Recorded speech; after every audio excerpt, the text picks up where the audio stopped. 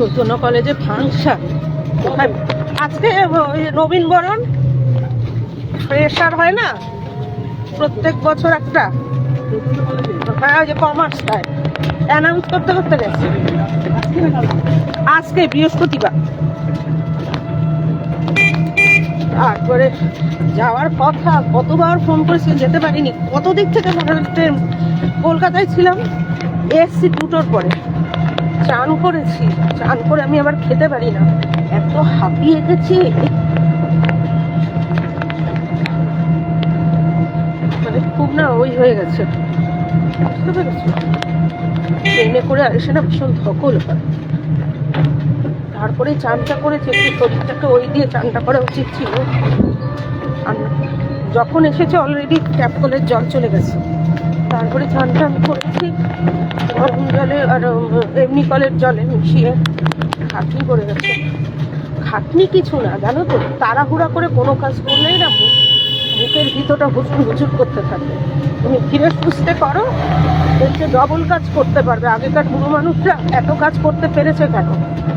ধীরে সুস্থে তারা কত কাজ করেছে, 24টা ঘন্টা করে হেঁটে হেঁটে টুকি টুকি করে। আর এখন দেখবে ছোট ছোট ঘর বাড়ি, ফ্ল্যাট বাড়ি, কিন্তু তারা এর জন্য স্ট্রোক হয়ে যাচ্ছে মানুষের।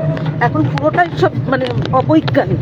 আগের মানুষেরা পড়াশোনা ছিল না, কিন্তু ওদের ঘর দুয়ার, কাজের ধরন, চিন্তা ভাবনা, পড়াশোনা না জেনেও তারা বিজ্ঞানসম্মত ছিল।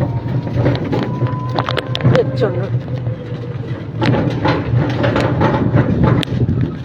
আমরা যেমন দাঁড়িয়ে দাঁড়িয়ে জল খাই, জল খেতে খেতে খেতে খেতে বোতলে চলতে থাকি। আগের মানুষ কিন্তু দেখবে গ্লাসে বসে, শুধু গ্লাসটা নিয়ে বসে জল খেত।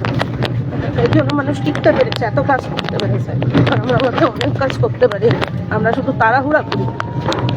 আমি আজকে তাড়াহুড়ো করেছি না, আমার কোনো শরীর খারাপ লাগছে। এখন আমি কাজের যে কাজটায় গেছে ওইখানে গিয়ে কিন্তু আমি কেলিয়ে পড়বো, দরকারের সময় আমি কেলিয়ে পড়বো। এই হচ্ছে না।